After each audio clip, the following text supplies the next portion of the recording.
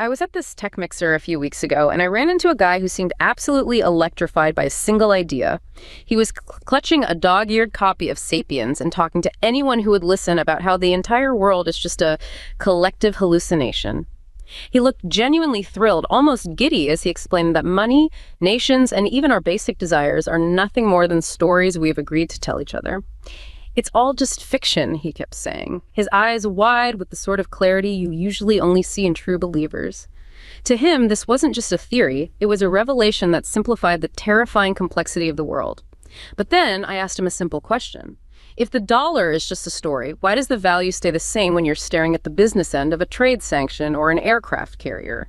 The change was instantaneous. That look of enlightenment vanished, replaced by a momentary, confused silence. He didn't want to talk about the U.S. Sixth Fleet, the caloric return of Neolithic wheat, or the specific density of oxytocin receptors in the human brain. He didn't care about the plumbing. He just wanted to get back to the fountain. It made me realize that Yuval Noah Harari hasn't just written a bestseller, he's constructed a magnificent intellectual spectacle. Millions of people are standing around this fountain, mesmerized by the spray and the intricate patterns the water makes as it catches the light. They are so captivated by the intersubjective beauty of the droplets that they've completely forgotten to look at the pump, the pipes, and the raw physical pressure hidden beneath the surface. We are living in an age of meaning deficit, and we've become so desperate for a cohesive narrative that we've mistaken a clever mirage for the laws of physics. But what happens when the spray clears and we realize we've been studying the effect while ignoring the cause? You know, it's incredibly jarring when that spray actually clears. Because when you finally force yourself to look down into the dark mechanical reality of that pump, right, the actual plumbing of human existence, you weren't looking at poetry anymore. You're staring at cold, unforgiving biology. Exactly. And to understand what that plumbing actually looks like, I want you, the listener tuning into this deep dive, to imagine a really specific laboratory in Tel Aviv. There's this neurobiologist there named Dr. Aris. Yes, the Aris studies. Yeah.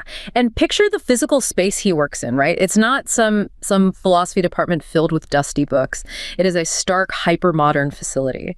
The lighting is that harsh, unforgiving, fluorescent white that just bounces off polished steel counters. And the only sound is the relentless, low-frequency hum of massive server racks. Just processing gigabytes of raw biological data in real time. Exactly, feeding into these glowing monitors that display jagged, brightly colored charts. And they're tracking human hormones, specifically oxytocin, which drives bonding, and cortisol, which tracks stress. Right, so it's a purely quantitative environment. I mean, he is measuring the literal chemistry of human interaction. Completely. And what Aris was doing there, it completely shatters this popular idea that you and I and everyone else only cooperate because we believe in the same campfire stories. Because he brought in test groups that, on paper, should absolutely despise each other. Right. He studied soldiers and nurses drawn from wildly conflicting ideological backgrounds, people who subscribe to completely different mutually exclusive cultural myths. I mean, if the whole collective hallucination theory is correct, these people should not be able to bond at all. They don't share a story. Exactly, they don't share a story. Well, that's not what happened, is it? Oh, Aris watched the monitors as these groups interacted. And what he documented was it was visceral. It wasn't a shared belief in a nation or a god that caused their oxytocin levels to synchronize and their cortisol to drop. What was it then? It was physical proximity, it was shared visceral trauma, it was the simple, undeniable act of physical touch. Yeah, when a nurse touched a soldier's arm or when they just sat shoulder to shoulder in a confined space, the glowing lines on Aris's monitors spiked and synced up. The physical reality completely overrode their supposed ideological differences. Which tells us something profound about how humans actually operate.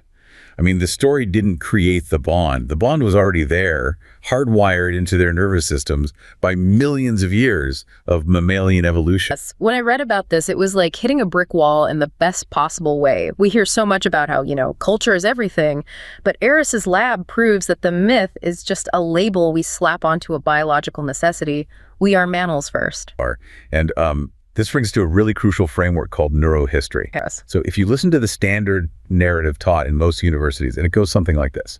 Humans evolved biologically for a few million years, and then suddenly culture took over. Right. Like biology handed the baton to culture, and we transcended our animal nature. The classic narrative. Yeah. Neurohistory looks at the physical evidence and says that timeline is entirely backwards. Culture didn't replace biology. They're locked in a continuous co-evolutionary loop. Wait, what does a co-evolutionary loop actually mean for the average person listening to this? The brain is not a static computer hard drive. It acts as an ecological niche. Just like an animal adapts to a physical environment. Like developing thicker fur to survive in the Arctic. Human cultural practices actually force the physical architecture of our brains to adapt. And this is due to two main mechanisms: neuroplasticity and epigenetics. Okay, let's unpack those because those are heavy terms. Let's start with neuroplasticity. Right, so neuroplasticity simply means your brain is constantly physically rewiring itself based on what you do. Every time you engage in a cultural practice, whether that's learning to read or navigating a city or using a smartphone, you are physically building and strengthening specific synaptic connections in your brain. So the brain is physically changing shapes. And synapses that you don't use undergo what we call synaptic death. They literally wither away. So your environment and your culture are physically sculpting the gray matter inside your skull. So the software our culture is literally reshaping the hardware of our brains. Exactly. And what about epigenetics? Epigenetics takes it a step further. It proves that your environment and behaviors can actually turn specific genes on or off without changing your underlying DNA code. Wait, so experiences change how genes work. So the stress of a particular cultural environment can alter how your genes express themselves, and you can pass those altered expressions down to your children. The hardware and the software are completely inseparable. Which directly challenges the absolute biggest selling point of the Sapiens narrative. I mean, that entire book hinges on this incredibly dramatic idea of a cognitive revolution. Yes, the 70,000-year myth. Right. The story goes that exactly 70,000 years ago, Homo sapiens underwent this magical, solitary genetic mutation that suddenly allowed us to invent complex fictions. And because we were the only ones who could imagine things that didn't exist, we conquered the globe. But you're saying the physical evidence says it's completely made up. The archaeological and genetic evidence completely dismantles that neat little timeline. If you look at the Grotte di Fumane in northern Italy. Okay, what happened there? Well, archaeologists found something that throws a massive wrench into the solitary genius narrative. They found definitive evidence of Neanderthals using dyed shells and the feathers of raptors as personal ornaments. Because to a lot of people, a dyed shell just sounds like, a primitive craft project. Why does a dyed shell completely rewrite human history? Because you cannot eat a dyed shell. Okay. You cannot use a raptor feather to hunt a mammoth. The moment an early hominid takes the time to extract pigment, dye a shell, and wear it on their body, they are engaging in highly abstract symbolic behavior. They're communicating something. Exactly. They are communicating status, identity, or perhaps a spiritual belief. That requires an immense amount of cognitive complexity and abstract thought. Yeah. This wasn't 70,000 years ago, and it wasn't Homo sapiens. These Neanderthal artifacts date back between 44,000 and 50,000 years ago. Wow, so we weren't alone. We weren't the only ones who could tell stories or create abstract meaning. Well, Homo sapiens was not some solitary pioneer of abstract thought wandering alone on the evolutionary stage. We were part of a much broader Eurasian trend of cognitive development. That completely reframes the picture. Furthermore, if we look at recent population models published in the journal Nature, they demonstrate that even as recently as 10,000 years ago, Africa hosted at least 4 genetically distinct Homo sapiens metapopulations. Meaning there wasn't just one unbroken line of us. The unified, linear human story that gets sold to the public. This idea of a single sudden revolution is nothing more than the narrative of the Victoria's lineage. It represents only the last 5% of our species' existence. The rest of the story is incredibly messy, deeply biological, and vastly more complex. So if the ability to create meaning isn't some magical spell we invented 70,000 years ago, what actually is it? I mean, if meaning isn't just a story, where does it live? It has a strict physiological address in your head. Wait, a literal address? Meaning is not a mythopoetic fiction floating in the ether. It is a biological mechanism. We know this because of time reaction experiments using functional magnetic resonance imaging fMRI scans. Okay, so when people are in the scanners. Right, when scientists place subjects in these machines and expose them to concepts that evoke a deep sense of meaning or purpose, a very specific part of the brain lights up. The ventral tegmental area. And what does that area do? Explain it to me like I'm 5. Think of the ventral tegmental area as the brain's internal treat dispenser. A treat dispenser, I like that. It operates the dopaminergic reward circuit. When you do something that evolution has deemed crucial for your survival, like eating calorie-dense food, reproducing, or successfully bonding with your tribe, this area releases a hit of dopamine. It makes you feel good, so you'll do it again. So you're saying that the profound, almost spiritual feeling we get when we find meaning in our lives is actually just our brain giving us a chemical dog treat for behaving in a way that keeps the species alive? That is the biological reality, yes. Meaning is a biochemical pump. It is a physiological reward mechanism shaped by natural selection.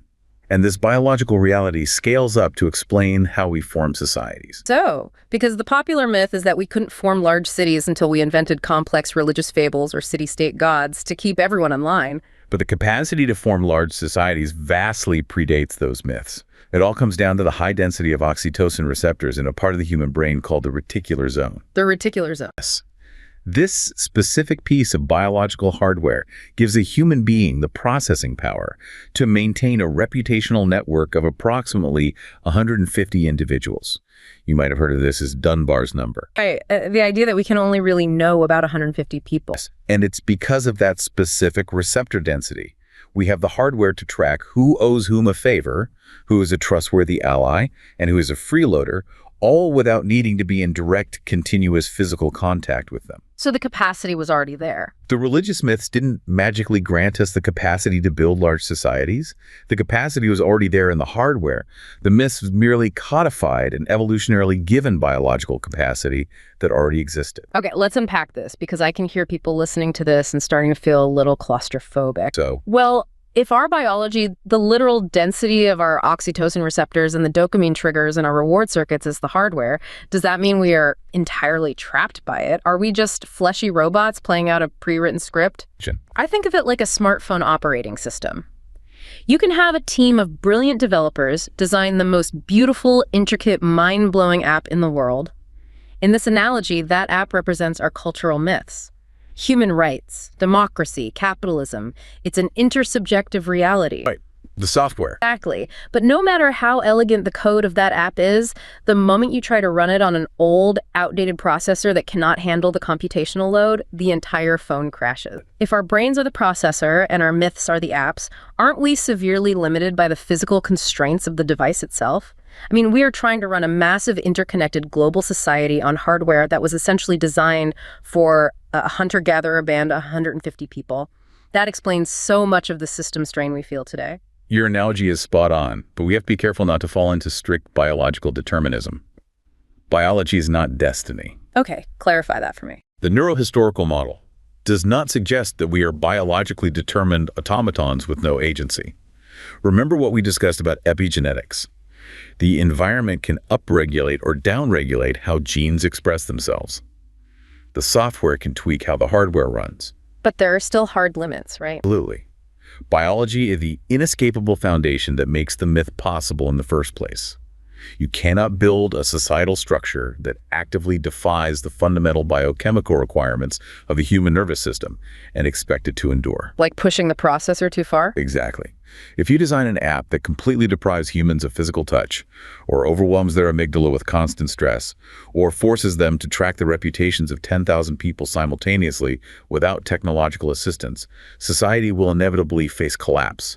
The software must be compatible with the hardware. So we have these profound biological limits inside our bodies. But if we pull the camera back, we have to look at the material and economic limits of the physical world outside our bodies. Because this is the other half of the pump. The macro level. Right.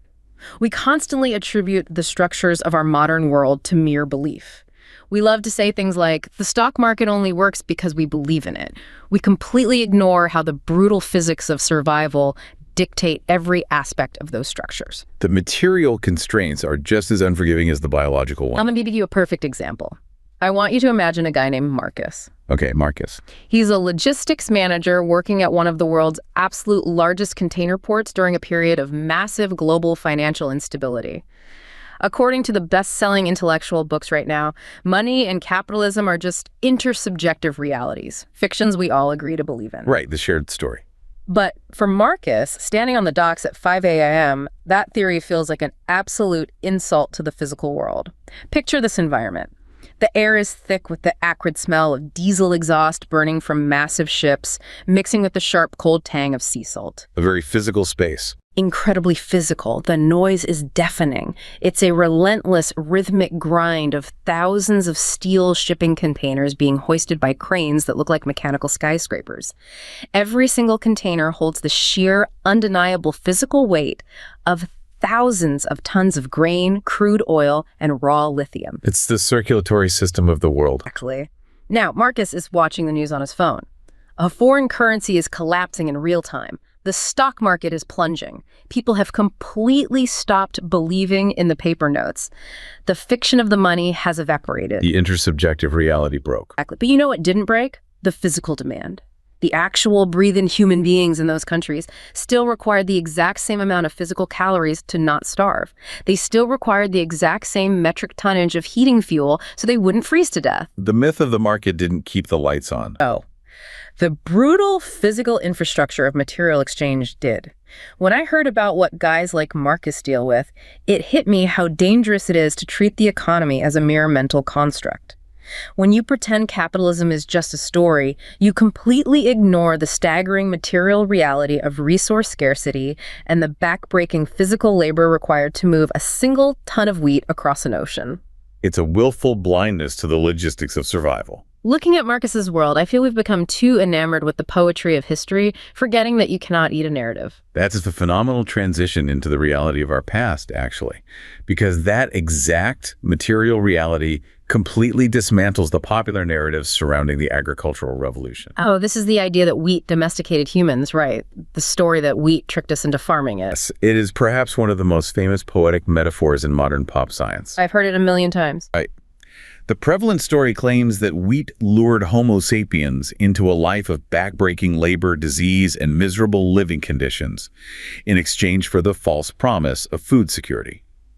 The narrative frames it as an ideological trick, a grand deception where our ancestors fell for a bad bargain. But you're saying that's not what happened. Not even close. When you look at the archaeobotanical facts, the actual physical evidence pulled from the soil, it reveals a strictly material reality, not a cognitive deception. We can calculate the caloric return on investment. Okay, what do the numbers say? For an early human, foraging and hunting yielded up to 25,000 kilocalories per hour of labor. Wow. So hunting and gathering was highly efficient. Neolithic wheat cultivation, by stark contrast, yielded only about 12,000 kilocalories per hour of labor. It was less than half as efficient. Let me make sure I'm following you. If farming is twice as hard, takes way more time, and yields half the calories per hour of work, why on earth would any rational human being make that switch? It couldn't have been a choice. It wasn't a choice for the vast majority. The transition to agriculture was driven by the material reality of emerging elites hoarding grain surpluses in early centralized storage facilities. Control. Exactly. Once a small group gains physical control of the caloric surplus, they can leverage that to build private armies or enforce labor. Furthermore, isotopic data, which is where scientists analyze the chemical signatures left in ancient bones and plant remains, provides concrete evidence of agricultural extensification.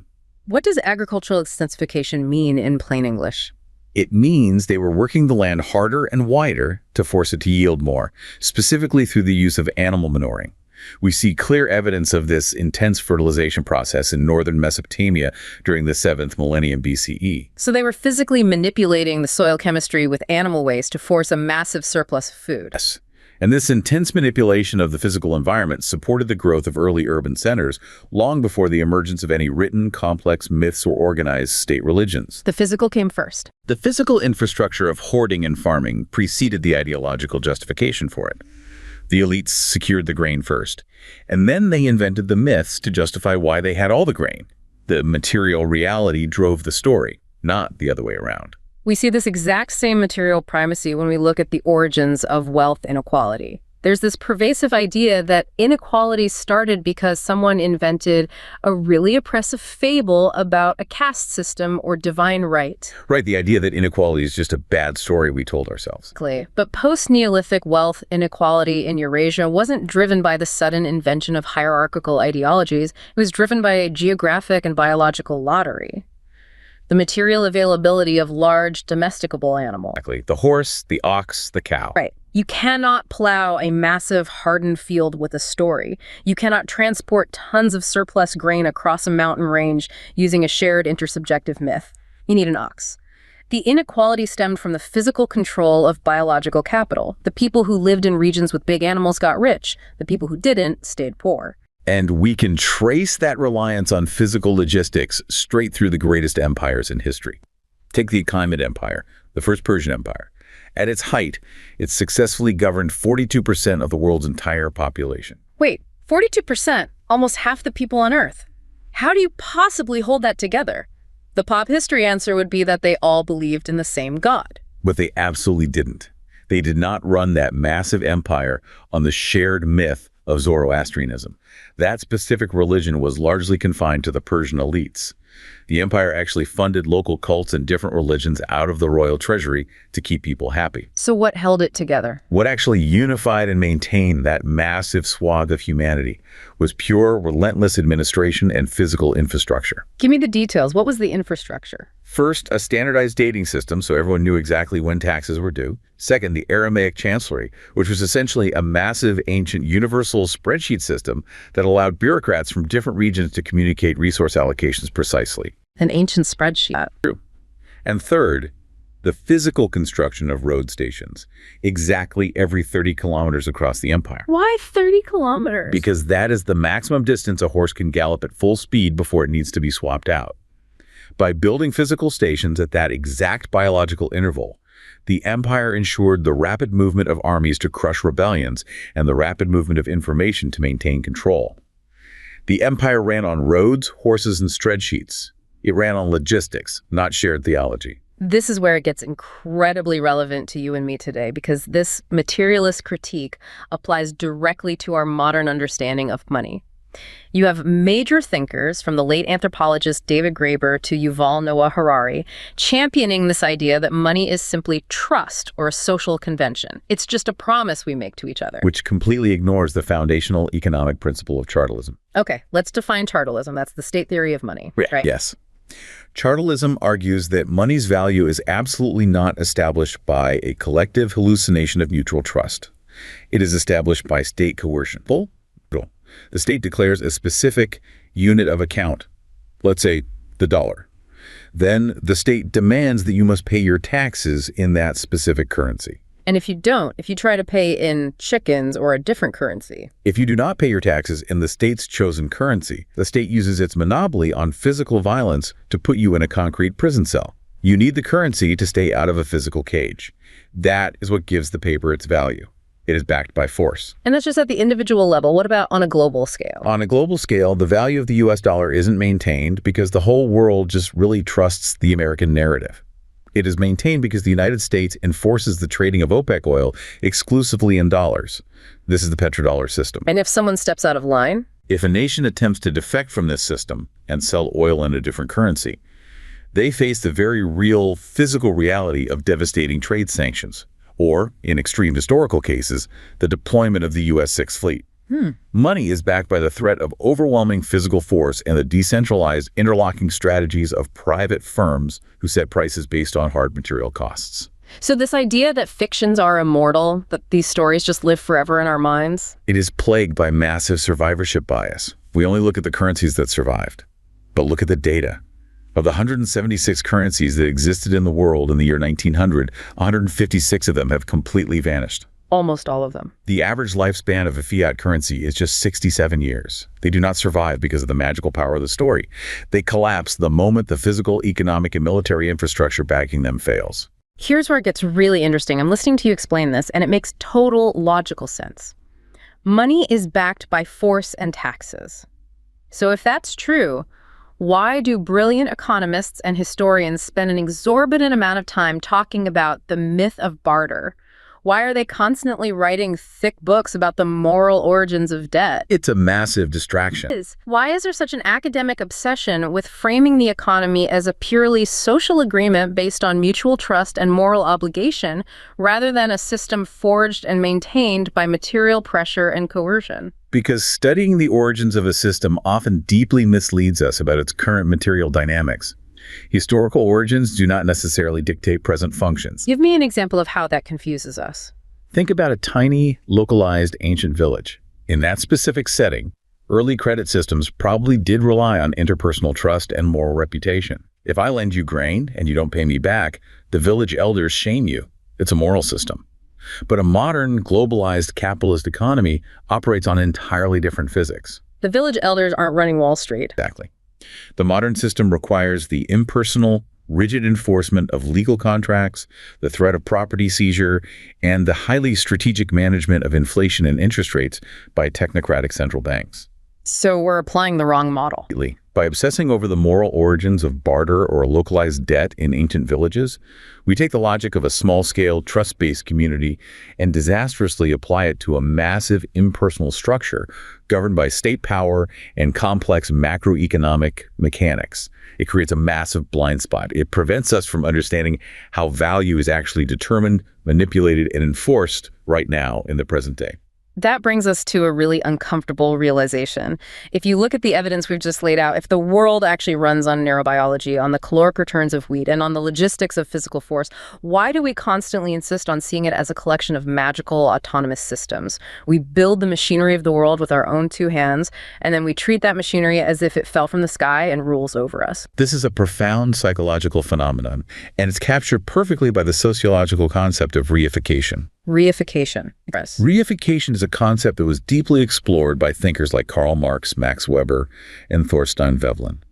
It is the process by which humans take their own internal knowledge and objectify it into the physical world. We turn our ideas into physical technology, massive bureaucratic institutions, and global economic systems. We externalize our brains into the world. But here's the tragic part of reification. Once these human creations are externalized, society suffers a collective amnesia. We literally forget that we built them.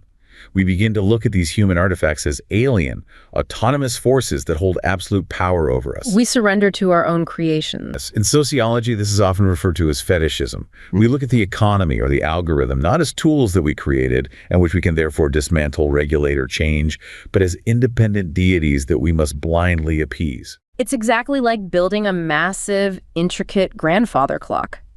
You spend years meticulously crafting every gear, cutting every spring, and balancing the weights. You wind it up, and then you somehow completely forget that you built it. You fall to your knees and start worshiping this wooden box as the absolute, unquestionable god of time. You let the thing you created dictate the rhythm of your entire existence.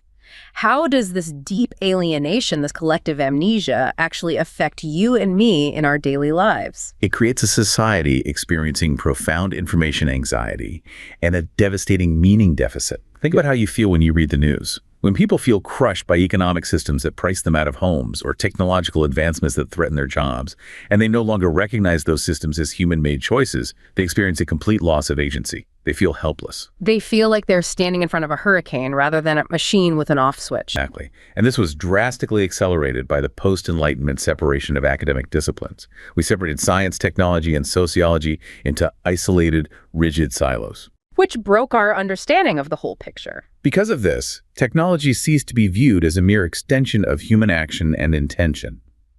Instead, we started viewing technology as an independent variable, an autonomous force that was either a utopian savior destined to magically solve all our problems, or an oppressive monster destined to destroy us. There's no middle ground. Right. This fragmentation of knowledge prevents us from seeing the social dialectic, the continuous, unbroken loop of human action creating the world, and the world in turn shaping human experience. And I see this reaching its absolute most extreme and frankly most dangerous conclusion with this modern thesis that humans are merely biochemical algorithms. You see this argument heavily promoted in modern bestsellers. Yes. The algorithm thesis. It suggests that because we have biological hardware, our desires, our voting patterns, and our decisions are completely predictable and therefore fully programmable, it is the ultimate reification. It takes the immense, beautiful complexity of human consciousness and reduces it to a linear piece of code. It's a massive analytical error because it conflates two completely different mathematical concepts. It conflates statistical predictability in large populations with strict, unavoidable determinism at the individual level. What's the difference? If I look at the data of 1 million people, I can statistically predict that a certain percentage will buy a specific product if I show them a specific ad. But that does not mean that you, the individual listener, are forced by a strict algorithm to buy it. Human consciousness is not a linear algorithm. It is a nonlinear dynamical system. What is a nonlinear dynamical system? Think of the weather, or the famous butterfly effect. In a linear system, an input of A always equals B. It's perfectly predictable. In a nonlinear system, incredibly minor fluctuations, a stray thought, a random memory, a slight change in environment can compound and lead to massive, completely unpredictable emergent effects.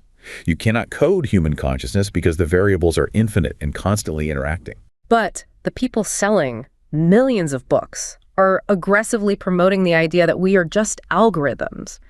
What is the cognitive harm of telling an entire generation of people that they are just hackable code? The harm is staggering. By aggressively promoting the idea that people are nothing more than algorithms, we normalize the complete abandonment of human subjectivity. It operates as a psychological preparation. It conditions humanity to accept its own replaceability. Because if I'm just a flawed algorithm, why shouldn't I surrender my decision-making to a superior, more efficient artificial intelligence? Why not let the machine decide who gets a loan, who goes to prison, or who gets hired? This philosophy strips away the phenomenological experience. Meaning the direct, lived experience of being human, the feeling of pain, of love, of choice. Yes, that lived internal experience is the absolute underpinning of morality, of ethical responsibility, and of scientific inquiry itself. Without a subject who experiences the world, nothing matters. The algorithm thesis tells individuals they are just objects to be optimized by a system, rather than subjects with the agency to change the system. And this brings us to the dark side of the current media landscape. This profound societal meaning deficit, this desperate search for agency in a world that feels overly complex and totally alienating, has given rise to a massive modern industry designed entirely to exploit it. We see the rise of intellectual influencers who realize how thirsty the public is, and instead of giving them water, they sell them the spray of the fountain. A perfect metaphor for the current content ecosystem. I was scrolling through an academic forum recently, and I came across a thread by a disillusioned history professor named Sarah. Her story paints a perfect picture of this crisis. I happened. Imagine you are sitting in her university classroom.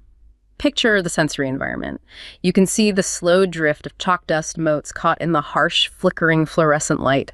You can hear the squeak of a restless student's chair echoing in the large, cavernous lecture hall. It's a scene we all know. Sarah was detailing her sheer exhaustion at witnessing what she called the Harari effect among her students.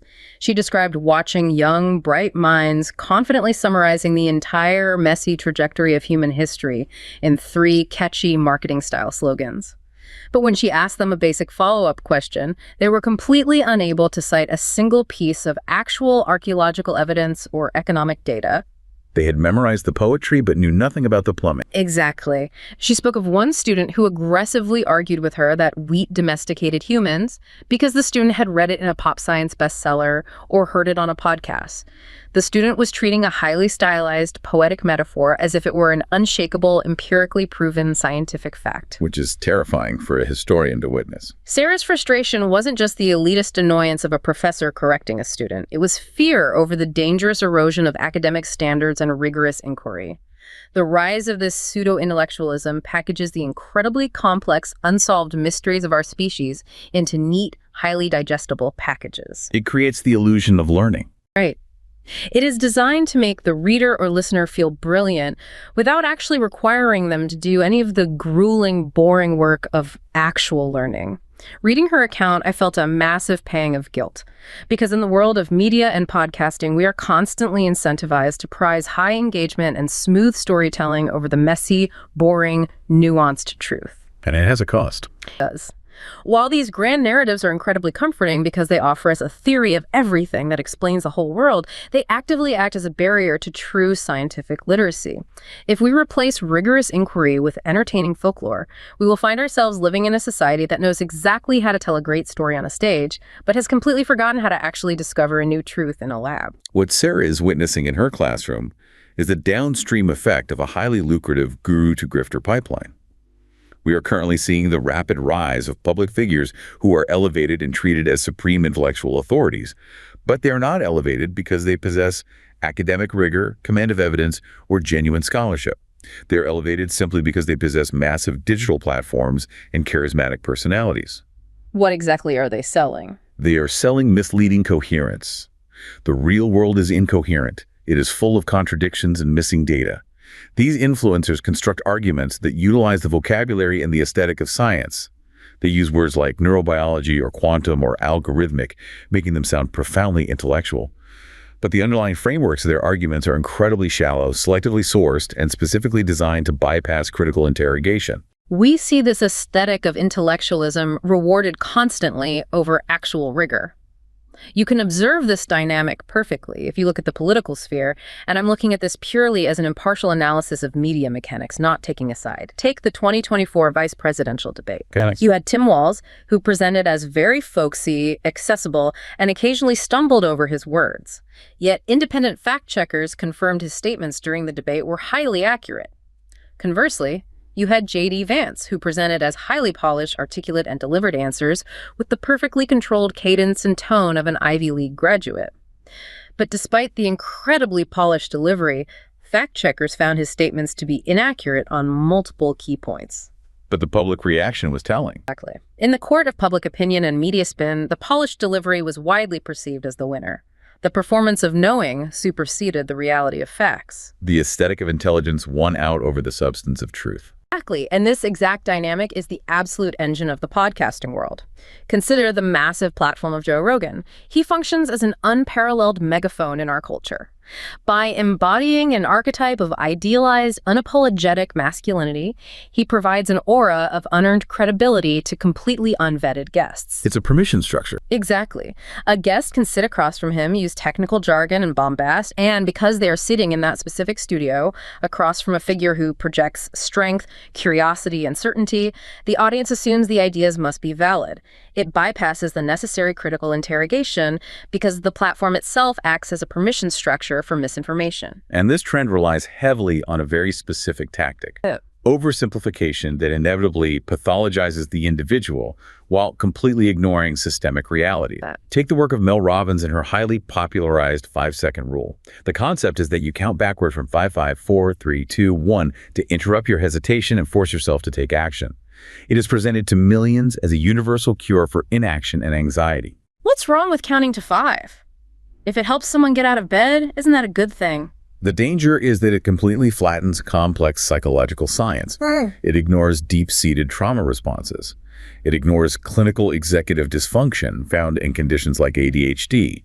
It ignores chronic illness. More importantly, it ignores systemic economic barriers. So what happens when it fails?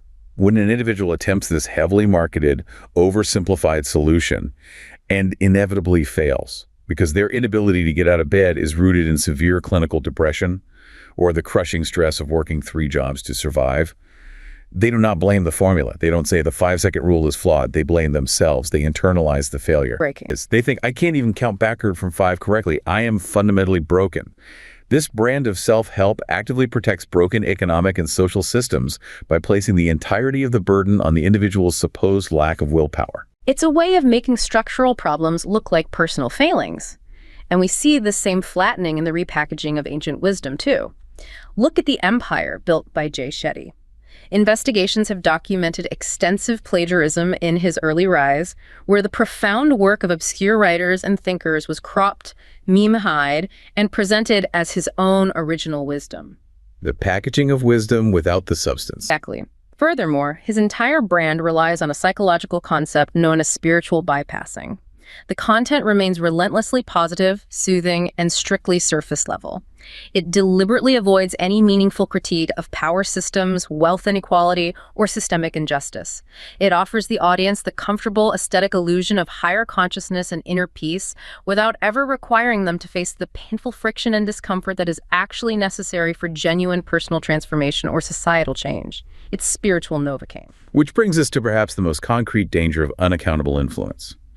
This is perfectly exemplified by the aesthetic intellectualism of Stephen Bartlett and his massive podcast, Diary of a CEO. He has mastered the aesthetic. He utilizes the dark, minimalist set, the serious, hushed tone, the dramatic pauses, and the vulnerability of long-form interviews to signal deep, unquestionable credibility. Yes, the packaging is flawless. Yet when you look at the substance, it is terrifying. An extensive investigation by the BBC World Service recently analyzed 15 health-related episodes of his podcast. They found an average of 14 harmful health claims per episode. Wait, 14 false medical claims per episode? Yes. These were claims that directly contradicted extensive established scientific evidence. We were talking about guests asserting that cancer could be cured by adopting a keto diet, or that autism could be reversed through specific dietary changes. Which is incredibly dangerous to parents and patients desperate for hope. And these guests were presented to millions of listeners as leading experts, and their claims went largely unchallenged by the host. But here is where the mechanics of this industry become truly problematic. The conflict of interest is staggering.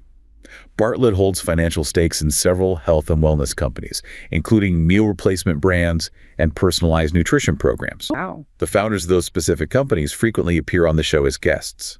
He is profiting financially from the very ecosystem of debunked claims he amplifies. It's a closed loop of profit. And these figures all utilize classic demagoguery tactics to protect that loop. First, they use scale substitution. They will take a single, highly localized anecdote, like one person who felt better after eating only meat, and present it as a universal law of human biology. Second, they rely on analogies without control groups, making comparisons that sound logical but have no scientific baseline. Finally, they ensure their theories are entirely non-falsifiable. Meaning you can't prove them wrong. Exactly. Any counter-evidence presented by actual credentialed scientists is simply dismissed by the influencer as mainstream bias or just another fiction or part of the matrix. They create a reality distortion field where only they hold the truth. So when we strip away the minimalist sets, the neon signs, and the podcast microphones, are we simply looking at the modern digital evolution of the 19th century snake oil salesman? Have we just traded the wooden wagon for a Spotify deal? It is the inevitable result of an audience demanding quick, total answers to soothe their profound information anxiety. Genuine intellectual work is excruciatingly slow. It is incredibly tedious. It requires public accountability, the willingness to be proven wrong by your peers, and the discipline to sit with deep nuance and unresolved uncertainty. And the influencers offer the exact opposite. Right. The modern audience, exhausted by the crushing complexity of the material world, prefers the soothing, confident certainty offered by the influencer. They prefer the seamless, poetic narrative over the fragmented, difficult, and often deeply unsatisfying truth of scientific reality. We have spent this time looking past the mesmerizing spray of the fountain.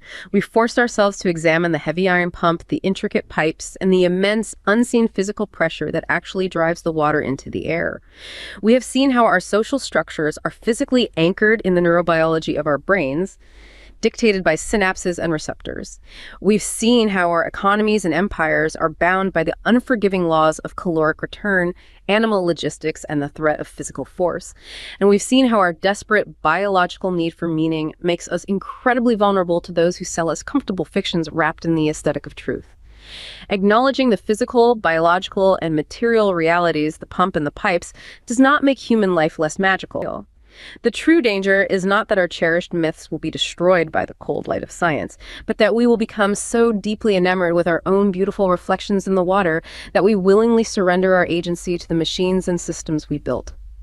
Human subjectivity, our messy, nonlinear lived experience, is the one mechanism that cannot be outsourced. History belongs to those who maintain the plumbing, not just those who marvel at the spray.